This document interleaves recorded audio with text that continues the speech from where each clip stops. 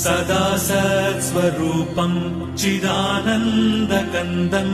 जगत्सम्भवस्थानसंहारहेतुम् स्वभक्तेच्छया मानुषम् दर्शयन्तम् नमामीश्वरम् सद्गुरुम् साईनाथम् नमामीश्वरम् सद्गुरुम् साईनाथम् भवद्वान्तविध्वंसमार्ताण्डमीड्यम् मनोवागतीतम् मुनिर्ध्यानगम्यम् जगद्व्यापकम् निर्मलम् निर्गुणम् त्वाम् नमामीश्वरम् सद्गुरुम् साईनाथम् नमामीश्वरम् सद्गुरुम् साईनाथम् भवाम्बोधिमग्नार्दितानाम् जनानाम् स्वपादाश्रितानाम्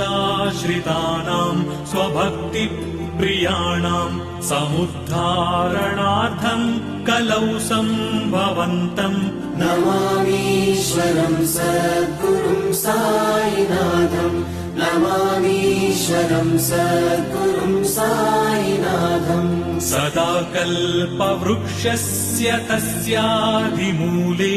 भवद्भावबुद्ध्या सपर्यादिसेवाम् नृणाम् कुर्वताम्